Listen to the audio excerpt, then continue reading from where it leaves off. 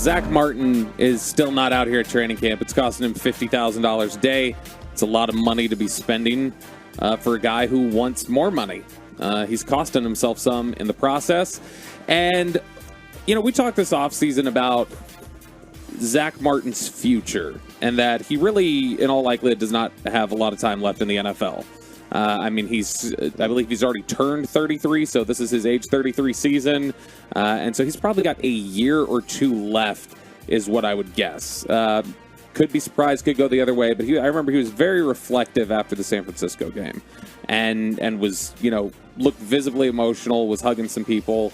And I think the Cowboys have started preparing in their minds recently for, okay, how do we get some contingencies in place for whenever it is that he decides he's ready to go?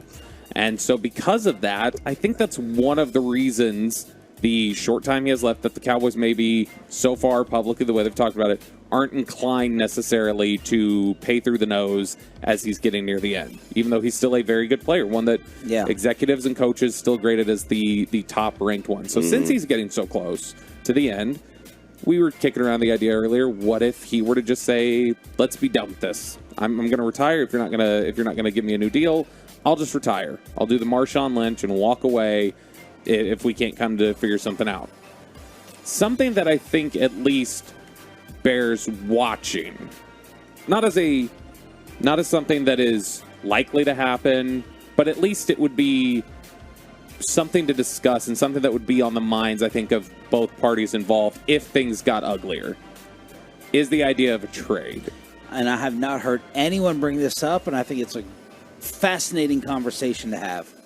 I am certain there are teams out there who would be interested in trading for Zack Martin for the year or two that he has left. We've talked about how more and more increasingly the interior pass protection has become huge in the NFL. Nick Eatman. With how quickly quarterbacks get the ball out, the ability to get pressure up the A-gap instantly is a big benefit. That's one of the ways that that was the scouting report on Tom Brady.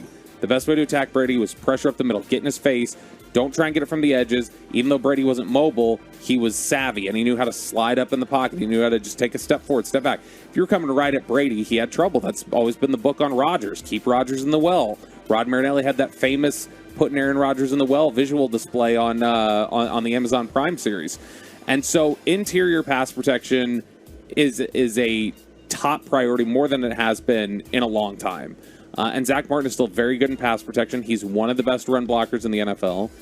So there would be, considering Chris Lindstrom just got $21 million a year on the open market, and it was a good offseason for guards on the open market, there would be teams that would be interested in, sure, we'll give you a pay bump to get the best guard in the NFL. Absolutely, we would do that.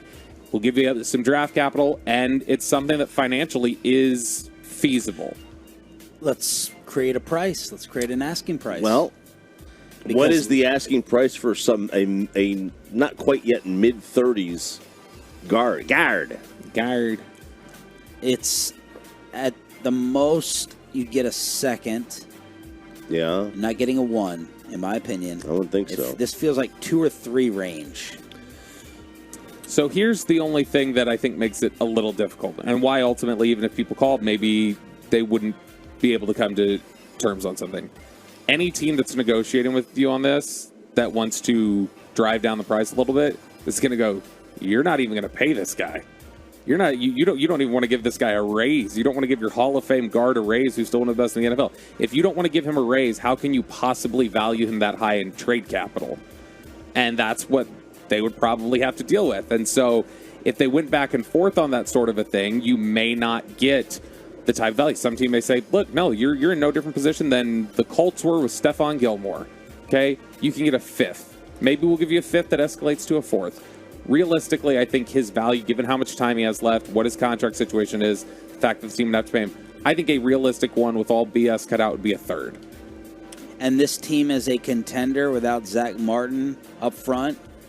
It becomes what? It'd be difficult.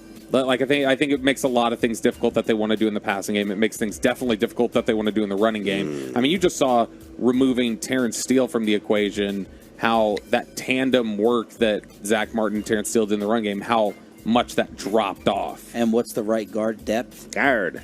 It's not great. I mean, I think they have guys that they like on the offensive line right now who all have a lot of flexibility. Josh Ball can play guard and tackle. Let's-Go can play guard and tackle. Farniak has been taking the reps there so far. That's a guy that they like a lot. They believe can play 5 positions. They think he can play both guard and tackle.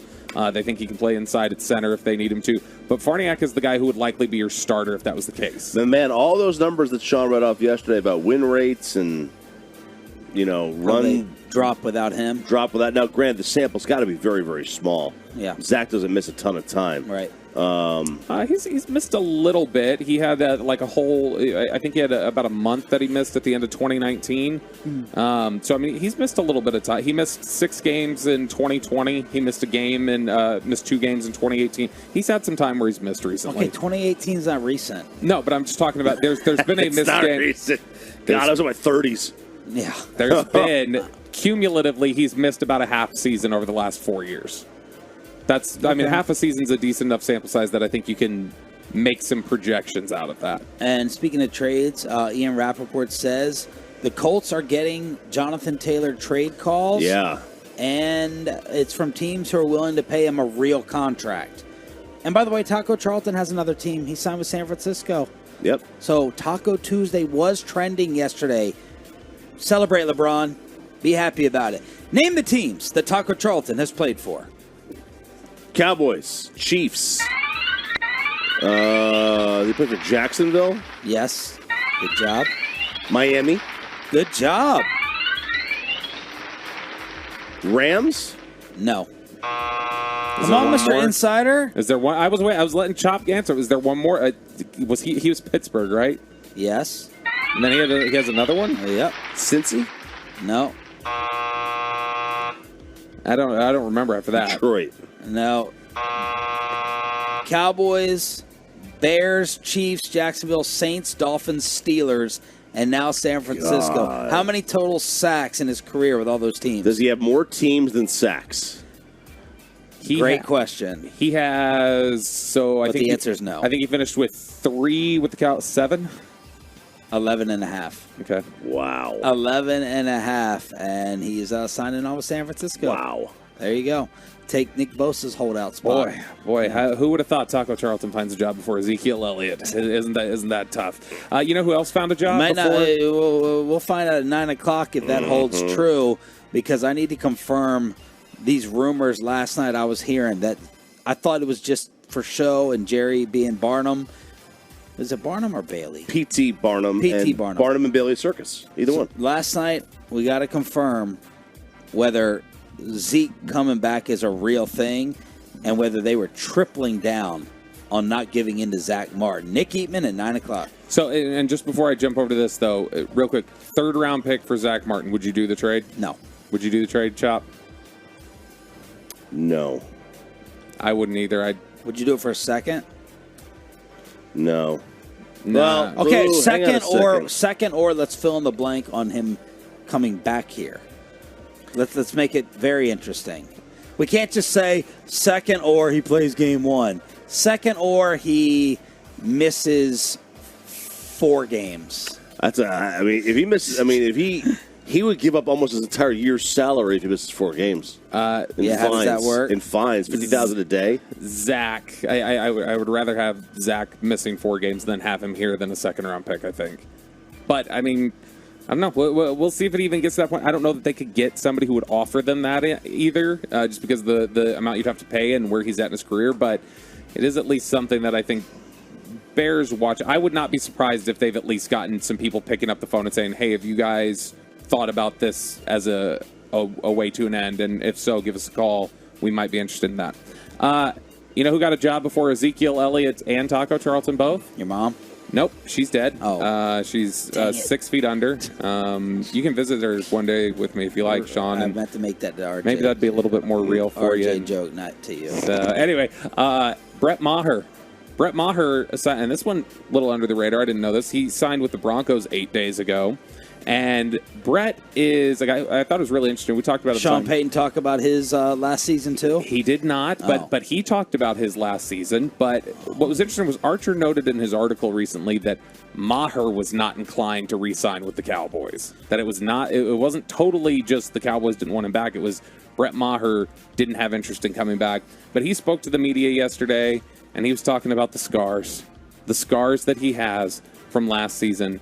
He said, I think what I'm learning every single year in this league is there is something that is going to test you and test your response to how you handle your business, how you handle outside stuff. This is what he told the team website. That was a tough lesson to learn, especially in the moment. I'm sure, as you guys all saw, I feel like I've taken it as a way to learn and become more resilient and get a few more of those scars that can kind of help propel you forward. That drove a lot of my offseason prep work, and I'm happy to be here with the opportunity and to learn from it and move forward and become better from all sorts of situations, positive and negative, and certainly that one. He is... I felt awful for him last year when we were in Tampa. I think he had to. Because he stood there waiting in his locker, like stood there with his hands on his hips, like, I'm here, like, you guys can come here and talk. Whereas some other people, Dalton Schultz.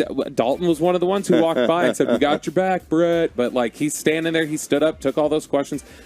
Kelsey Charles, who used to be with DallasCowboys.com, she does some stuff with Blogging the Boys now.